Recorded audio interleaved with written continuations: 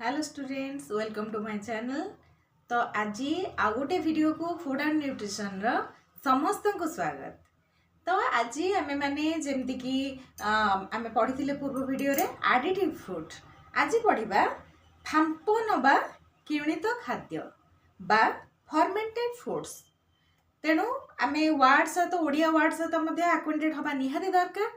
तो फांप नबा किणित खाद्य कौन मुझे प्राइमरी इंस्ट्रक्शन दे दिए जे जेमिति कि आमर गोटे फूड को आमे कौन करि परिबा ना कौन से गोटे अलग प्रकार खाद्य रे परिवर्तित करि परिबा बा परिवर्तन करि परिबा। जेमिति कि आमे क्षीरटा को दही रे परिवर्तित करि परिबा एवं सेटार मध्ये पौष्टिक मूल्य वृद्धि पाइबो। तेणु याकू कहा जाए आमर कौन ना फर्मेंटेड फूड। कौन से खाद्य को फॉर्मेशन बा तार किछि आमे जिंस सेतरे ऐड करछे सेटा फर्मेंटेड हे कि गोटे नुआ खाद्य रे परिणत होउची, सेटा टेस्टी होउची, सेटा स्वास्थ्यकर होउची, सेटा आउ गोटे खाद्यर रूप नउची एवं तार टेस्ट मूल खाद्यर भिन्न होउची। तो याकू आमे फर्मेंटेड फूड कहिबा। तेणु आमे माने बुक रु पढ़िबा बहुत हुए ता सहज होउची। मते काई कि मेसेज करूनाहांती, कमेंट करूनाहांती। कमेंट कले सिना मु जानिबी जे आपण मानकू मोर वीडियो केते सपोर्ट करूची। तेणु आमे माने डायरेक्ट बुक को जिबा, लेट करिबानी।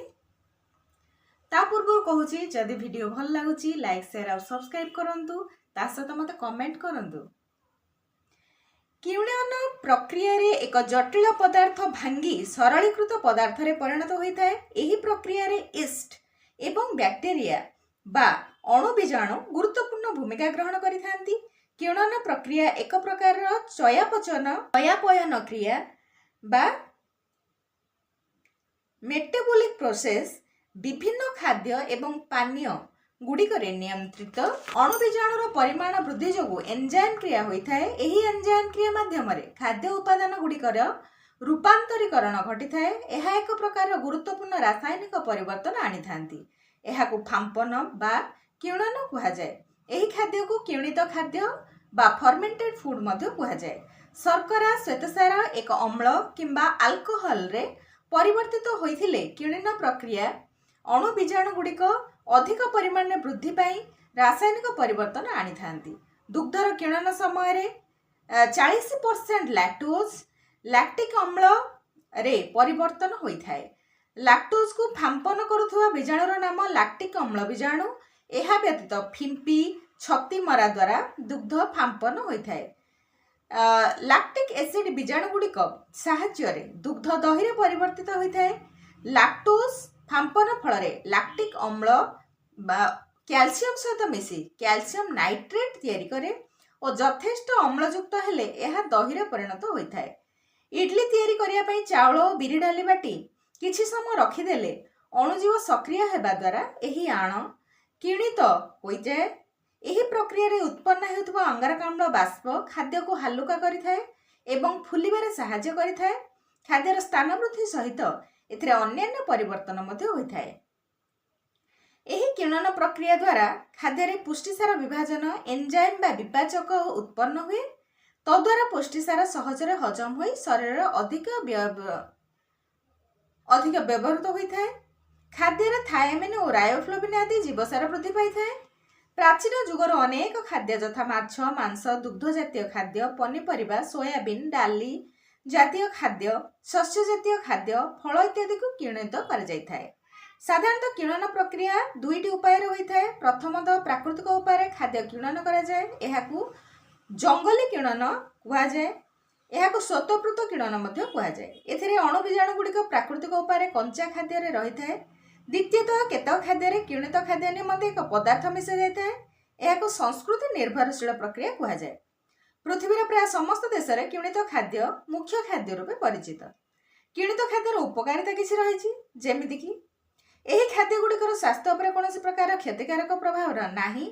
विशेषतः यह शरीर अंतनाली सुरक्षा निमंते एक अत्यावश्यक खाद्य। एहार उपकारिता गुड़िक हैला खाद्य हजम क्रिया रे सहाय्य करे, रोग प्रतिरोधक शक्ति वृद्धि करे, शरीर ओजन ह्रास करिबारे एही खाद्य सहाय्य करे, उत्तम स्वास्थ्य पाई खाद्य अत्यंत उपयोगी। दुग्ध हजम करिपारु नथिबा व्यक्ति किण्वन प्रक्रिया रे प्रस्तुत दही शीघ्र हजम करिपारंती। साधारण दुग्ध अपेक्षा किणित दुग्ध अधिक स्वादयुक्त एवं पुष्टिकर होता है। दुग्धर किणित खाद्य थायमिन और राइबोफ्लाविन परिमाण वृद्धि पाई था। केतेक रोग जीवाणु यथा बी टाइफस, बी डायसेंट्रिक और विब्रियो कलेरा फांपन दुग्धरे वृद्धि पाई पारती नहीं। किणन बा फांपन प्रक्रिया द्वारा खाद्यर स्वाद वृद्धि सहित एथिरे अन्यान्य परिवर्तन मध्य होता है। किणन प्रक्रिया द्वारा खाद्य पुष्टिसार विभाजन एंजाइम उत्पन्न हुए, तद्वारा पुष्टिसार सहजर हजम हो शरीर अधिक व्यवहृत हुए। किणित खाद्य पुष्टिसार विभाजन बीजाणु अधिक परिमाण में खाद्य ग्रहण करने फल अनेक अत्यावश्यक बीजाणु एवं एंजाइम शरीर मध्य को जापे। खाद्य केतक शर्करा और स्टार्च किणन प्रक्रिया द्वारा भांगी सरलीकृत होगा फल खाद्य सहजर हजम होता है। समस्त पुष्टिर शोषण साहाय्य करता है। मस्तिष्क कार्य प्रणाली को वृद्धि करता है। चर्म सुस्थ रखी था। केतक प्रकार कर्कट रोगर निराकरण में साहाय्य करे। शरीर विषाक्त पदार्थ और क्षतिकारक बीजाणु बाहर कर दिए। एवं किणन खाद्य केतक अपकारिता थाए। सेगुड़िक खाद्यर अनेक गुड़े क्षतिकारक प्रभाव रही यथा अधिक परिमाण में फांपन खाद्य व्यवहार कले पेट गंडगोल और गैस होता है। मुंडबिंधा और माइग्रेन देखा दिए। हिस्टामाइन नामक पुष्टिसार खाद्य असहिष्णुता देखा जाए। खाद्यवाहित असुस्थता सृष्टि हुए। पुष्टिसार विभाजन संक्रमण होता है। यह एंटीबायोटिक प्रतिरोध करता है।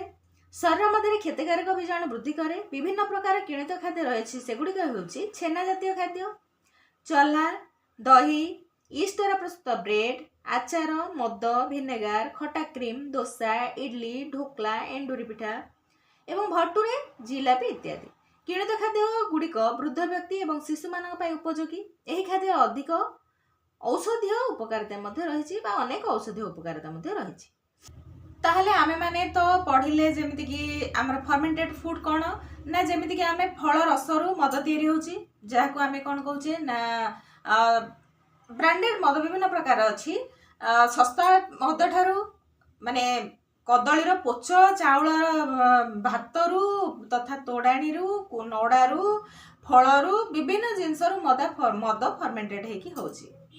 आमर जेमिति कि से कहला जे जो इडली पिठा आम तैयारी करुचे, ढोकला तैयारी करुचे, ताको कौन करुचे विभिन्न जिनस को आम मिसाऊचे ताको स्वादिष्ट करने पुणी जो ईस्ट यूज करुचे बा इनो यूज करुचे। ढोकला कला बेले आम साधारणतः आइदर सोडा बा इनो यूज करुचे वन टाइप ऑफ सोडा। तापर आम मनकर करुचे इडली करुचे किंबा कौन प्रकार आचार करुचे जहाँ भी आम तैयारी करुचे जोटा को आम फर्मेंटेड फूड बोली कहबा। मूल खाद्य को परिवर्तन करी किछि नुआ खाद्य तैयारी करुचे सेतरे आम किछि जिंस ऐड भी करुचे बा किछि नेचुरल प्रक्रिया मध्ये से फर्मेंटेड हो जाउचे। जेमते कि बिरी आ चाउल को बाटिके आम रखी देले ताको किछि समय किछि ऐड भी जदि न करा जाए ताको किछि समय छाडी दिया जाए से को सेतरे अंगारकाम्लर वृद्धि होइथाय एवं सेतरे कोन हुए ना सेटा फुलिबा आरंभ करे बा सेटा संप्रसारित होइथाय फल सॉफ्ट हुए एवं हमको डाइजेशन ने सुविधा होता है।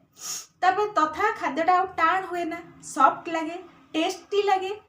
तेणु विभिन्न प्रकार प्लस पॉइंट अच्छी सहित आम जब अधिक व्यवहार करवा आमर कथार अच्छे आम जेकोसी जिन सीमा भितर व्यवहार करुचे तार कौन रोचे ना पॉजिटिव इंपैक्ट रोचे। जदि आम अधिक व्यवहार करुचे तार नेगेटिव इंपैक्ट रोचे। तेणु आमको चूज करार अच्छे आम कौन खाइबा एवं ताको को परिमाण में खाइबा।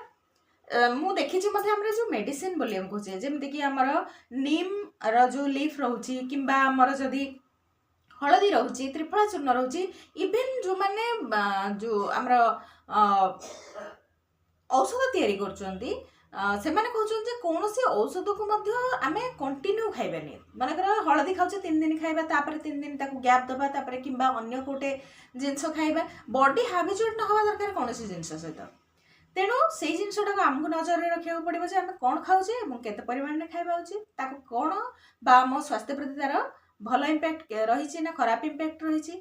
जमीक आम दुग्ध मनकर ठीक से जड़े डाइजेस्ट करें तो दही कर से कहूँ से जो अम्ल रोचे जहाँकि आम शरीर में डाइजेशन क्रिया को भल रखुची तथा कर्कट रोगर निराकरण करुच्ची जोटा कि आमर फर्मेंटेड फूड।